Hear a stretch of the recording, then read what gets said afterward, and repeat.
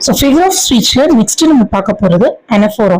So anaphora is the repetition of a certain word or phrase at the beginning of the successive lines of writing or speech. So ஒண்ணுமே இல்லைங்க, anaphora அப்படின்னா என்னன்னா ஒரு words வந்து repeated ஆகணும். அது எங்கன்னா அந்த போயம்ல வந்து நமக்கு வந்து அந்த லைனோட ஸ்டார்டிங்ல, அதாவது சக்சஸிவ் லைன்ஸ் அடுத்த லைன்ல ஸ்டார்ட் ஆகணும். நம்ம சிக்ஸ்த்ல உள்ள crocodile போயம்ல பார்த்தீங்கன்னா how cheerful he seems to be green, how cheerful, how neatly spread his class அப்படின்னு இருக்கு. ஸோ ஃபர்ஸ்ட் லைன் பாருங்க, how வந்திருக்கு இல்லைங்களா. So this is anaphora.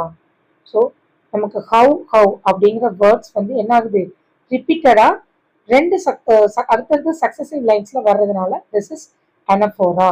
This is anaphora. Next imagery அப்படின்னா என்ன அப்படின்னா, அதாவது கற்பனையை வந்து போயட் வந்து அவரோட கற்பனையை வச்சு சொல்றது. Imagery is the way that the writer helps reader visualize or see in their minds what is being described.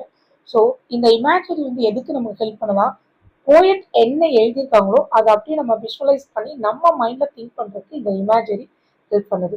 These often suggest emotions. So emotions வந்து இது சஜஸ்ட் பண்ணுது. Images appeal to one or more 5 sense. So நம்ம 5 சென்ஸ்லையுமே இது பண்றது, sight, hearing, touch, smell, taste எல்லாமே.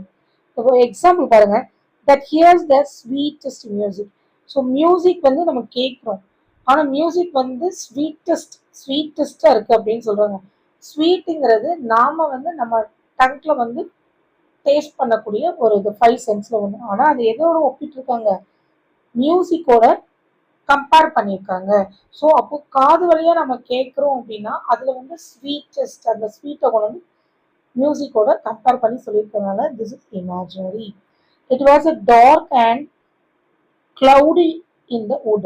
Wood is a forest. woodனா என்னது, ஃபாரஸ்ட். ஃபாரஸ்ட் வந்து எப்படி இருக்கா, டார்க் அண்ட் கிளவுடியா இருக்கு அப்படின்னு சொல்லி போயட் சொல்றாரு. நமக்கு 9th ஸ்டாண்டர்ட்ல இருக்கீங்களா போயம், அந்த போயம்ல it was a dark and cloudy in the woods அப்படின்னு சொல்றாங்க. இப்போ ஃபாரஸ்ட் ஃபுல்லாவே டார்க்காகவும் இருட்டாகவும் கிளவுடியாகவும் மிஸ்ட் அப்படி ஃபார்ம் ஆகி இருக்கிற மாதிரி இருக்கும்.